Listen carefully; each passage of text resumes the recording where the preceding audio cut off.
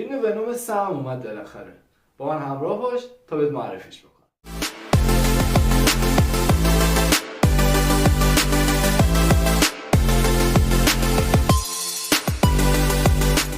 سلام، به کانال فیلمنتو خوش اومدین. اول از همه ازتون عذرخواهی میکنم بابت مدتی که نبودم تا بهتون فیلم معرفی بکنم. همونطور که میبینید ما جابجایی منزل داشتیم، خونمون رو عوض کردیم، اومدیم خونه جدید. یه مدت درگیر اسباب کشی بودم و نتونستم براتون فیلم آپلود بکنم. خیلی ازتون عذر میخوام. امروز اومدیم تو فیلم ونوم 3 رو بهتون معرفی بکنیم. ولی قبل از اینکه معرفی بکنیم این نکته رو بگم برای اون دوستانی که برای بار اوله که وارد کانال ما میشن، ما توی این کانال فیلم‌های مختلف تو ژانرهای مختلف رو بهتون معرفی میکنیم. پس اگر کانال ما رو سابسکرایب نکردین حتما این کار رو بکنید. زنگوله کنارش هم بزنید تا به محض اینکه ویدیوی جدید آپلود کردیم زودتر از همه با خبر بشید و ویدیوهایی که معرفی میکنیم رو ببینید و لذتش رو ببرید. حالا بریم سراغ ادامه ویدیو که هم فیلم رو بهتون معرفی بکنم، هم این که بهتون بگم که چطور میتونید این فیلم رو دانلود بکنید. فیلم ونوم برای اون دوستانی که ندیدن 3 قسمتش تا الان اومده. قسمت اول زمانی بود که اون سیمبیوت ها و همون همزیست ها از یه کره دیگه وارد زمین میشن و برای زیستن مجبور بودن که به آدما بچسبن. وقتی که میچسبن وارد بدنش میشدن و میتونستن که خیلی کارا میکردن با اون، این کنترل اون شخص رو میتونستن به دست بگیرن. توی قسمت اول یه سیمبیوت به اسم ونوم به شخصی به اسم ادی میچسبه و اینکه خب اینا با هم دیگه سازگار بودن و کارهای بزرگی انجام میدادن توی قسمت اول. قسمت دوم هم که خب دیگه با هم دیگه اوکی شده بودن و کارهای بزرگتری میکردن که امنیت جامعهشون رو در واقع فراهم میکنن و یه جورای ادی با پلیس همکاری میکرد. اگه اونا رو ندیدین بهتون پیشنهاد میکنم که اول قسمت 1 و 2 رو ببینید، بعد قسمت 3 رو ببینید، چون اینطوری متوجه میشید که اصلا کلا جریان این ونوم چی هستش. که هر کدومشون رو خواستین میتونید اسم فیلم رو برای من بفرستید، من براتون لینک دانلودش رو بفرستم. بریم سراغ ونوم 3. توی ونوم 3 در واقع سازنده همین ونوم، در واقع سازنده همین سیمبیوت ها یه خدایی دارن اینا به اسم نول رو اینا زندانی کردن و دستش فرار کردن و اومدن رو زمین. الان تعداد سیمبیوت های خیلی زیادی روی زمین هست و حتی یه شرکت هایی هستن دولتی و به همراه ارتش ویژه‌شون دارن روی این سیمبیوت ها تحقیق میکنن و در واقع پروژهشون رو گسترش میدن. توی این قسمت نول میخواد که از اون زندانی که این سیمبیوت ها براش ساختن آزاد بشه و نیاز به یک کلید داره، یک کلیدی به اسم کودکس.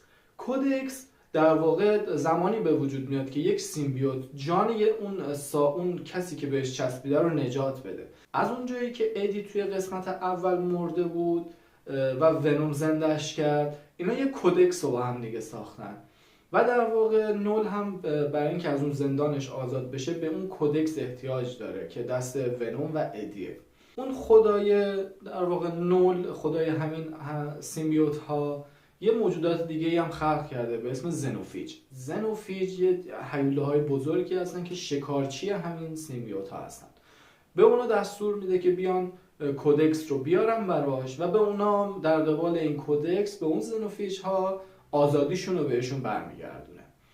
و خب ونوم و در واقع تمام سیمبیوت ها از این زنوفیج میترسیدن و یه خورده شکست ناپذیر بوده، یعنی شکست دادنش خیلی سخت بوده.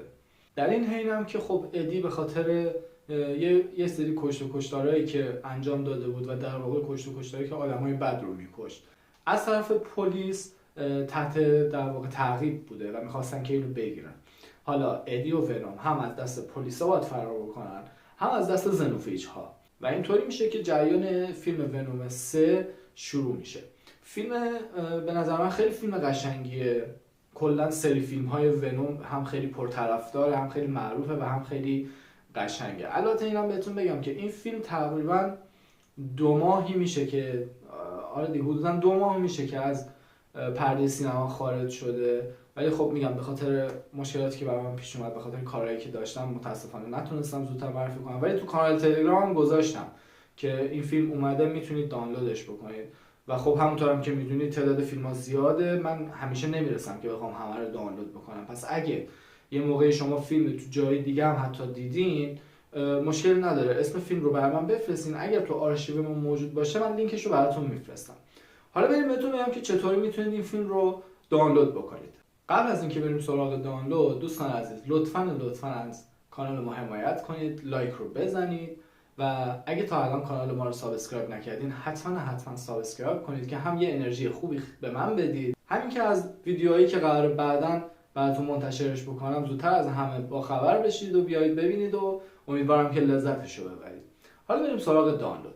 همونطور که میدونید برای دانلود خب شما میتونید از هر جایی که دلتون میخواد این فیلم رو دانلود بکنید، ولی ما توی کانال تلگراممون این فیلم رو با نسخه کاملش، یعنی نسخه بدون سانسورش، نسخه کامل و زبان اصلیشه ولی با زیرنویس چسبیده در اختیارتون میذاریم که تازه میتونید با نت ملی خودتون دانلود بکنید، یعنی اصلا نیاز به فیلتر شکن هم ندارید. فقط کافیه که وارد کانال تلگرام ما بشید که آدرسش حالا یه جایی توی صفحه میذارم براتون.